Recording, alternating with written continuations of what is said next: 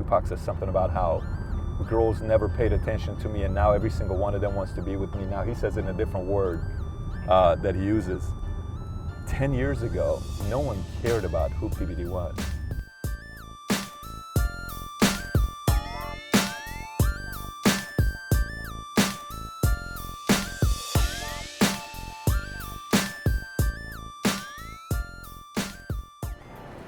Trying a new almond milk cinnamon macchiato. See how good this is. Hello, you want to eat? Sure. Let's eat something small. How are you? I'm great. How are y'all doing? Very good. Hungry? Yes, we are. Yeah, I got a lot of business meetings in New York for 2 days. Nice. I got 9 meetings in New York back to back, and then I'm going to Madrid. Jump on Well, that the train. thing that's going on that's unique about this trip is my buddy from the Army who went and joined Special Forces, and he and I haven't seen each other since '99. This is like, this is like my boy, my best friend. That's And cool. his 20 years is coming up, so we're meeting up in Madrid, which should be fun. And then another friend that I haven't met since 1990, when we were at a refugee camp together in Germany, is coming the following day to visit me. Oh, that's gonna be very cool. This is gonna be an epic. That's gonna be a It great is. trip. It's gonna be emotional. It's gonna be good. I miss these guys. I love these guys. So it's gonna be fun. We're meeting with the biggest publishers in New York. HarperCollins. Yeah, they're huge. They're the biggest. I would say if not number one. Yeah. We're meeting with Penguin. They're huge, yeah. Penguin Press. We just met with Wiley. And Wiley's massive. You know, Wiley has published 460 Nobel Prize laureates. How impressive is that? They published Ernest Hemingway.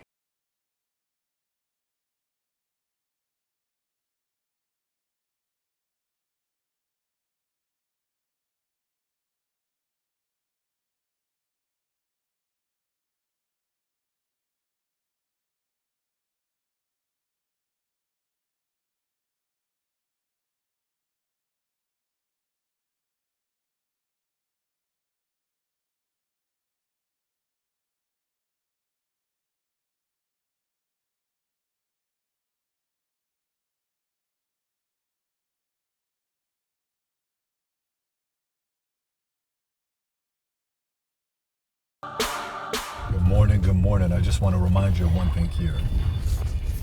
Today is going to be an incredible day, folks. Have a good one.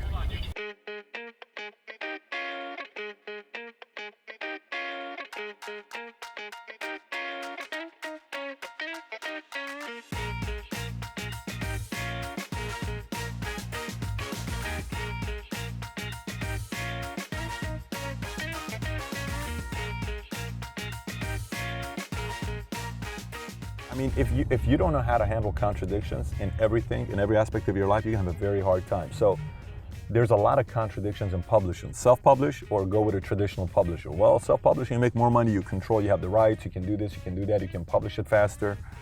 And then traditional publishing, it's not working, it's going out, no one's buying books, Borders went out of business, Barnes & Noble may be going out of business, Amazon's got control. It's all about ebooks, it's all about digital.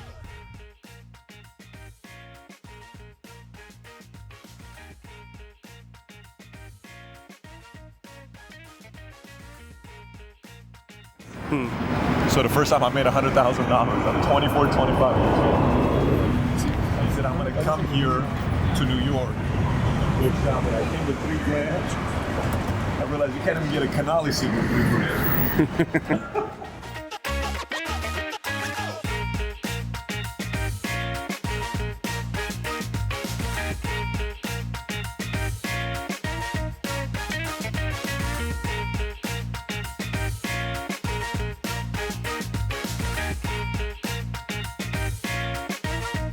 You win.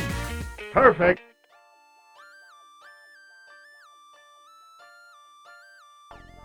These guys are not in billion-dollar buildings with ridiculous amount of space and employees and people running around without making money. Somebody has to pay for that.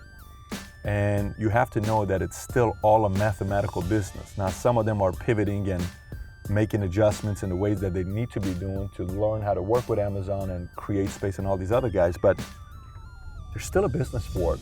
There's still a very big business for, the fights, the auctions, who wants the book and how do they want to pitch it and how do they want to sell it and who do they want to sell to and who's the markets they can get into and who are they looking for, what type of authors they're looking for.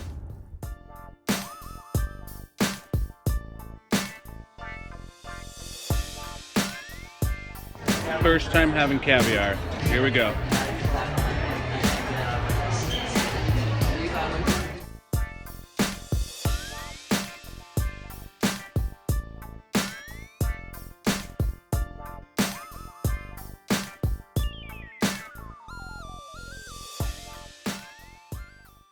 Today we're meeting with Houghton Mifflin Harcourt. Houghton Mifflin Harcourt, they're one of the largest textbook makers in the world. Yeah, so we're meeting with them, and then we have Harper Collins. But Hachette, that's a big one. That's one of the big, so Simon & Schuster and Hachette are big five. And this is really good. This is putting it in front of things. Another thing about if somebody's thinking about publishing a book, you got to keep in mind there's two things you need to have: flexibility and firmness. Again, more contradictions. Flexibility and firmness don't go together. But in this business, you do have to have flexibility and firmness. Why? One, you have to be flexible for these guys to tell you how to get to the audience you want to get to, because they're in this world all the time. But you have to be firm in your methodology of teaching and philosophies you have, because there's got to be conviction behind it. You can't just change and be flip-flop because this is going to sell to this audience, that's going to sell to this audience. What's amazing is the song that Tupac has. I think Tupac says something about how girls never paid attention to me and now every single one of them wants to be with me. Now he says it in a different word that he uses. 10 years ago, no one cared about who PBD was. I mean, the only people that cared about who PBD was my parents and the people that I did business with. And then, 10 years later, everybody wants to do business and everybody wants to publish the book and everybody wants the rights and everybody wants you on a TV show and everybody wants you. And on one end, it's extremely humbling experience, because, I know where I came from. I mean, I remember the first time I came to New York, this was a dream to me. Like from Iran, we would watch movies with New York, Ghostbusters when they come in here. But it just also tells you, you can go from zero to hero almost overnight if you just put your head down and focus on working hard and not focused on becoming a celebrity, not focused on getting all these contracts, not focused on, becoming a millionaire or having the Ferrari or the Lambo or the Rolls Royce or the big 10,000 square foot house and the attention. Focus on improving yourself and become an expert at what you do in whatever industry you're in, and make some noise while you start attaining success, and the right people will pay attention to you. But it's definitely an interesting 180 from 10 years ago to today. I was in Greece once in 2007, 2008, and we're at Santorini. And we're at the store, and they got these nice Alexander the Great, the helmets and all these things that you're buying. People are buying left and right. I saw a shirt by Socrates that says, "The only thing I know is that I know nothing." And I bought the shirt, and I said, "What does he mean, the only thing I know is I know nothing?" I think he's saying this closer to his deathbed. And the most powerful thing in the world is to accept the fact that you don't know everything, but to also accept the fact that people who know, something about everything are accessible to you. You just got to find the right people who know that area of it. And so if you take your level of influence to be able to put the people together who know specifics about a certain trade, industry, business, and be open to the feedback from them, that's how you end up knowing everything.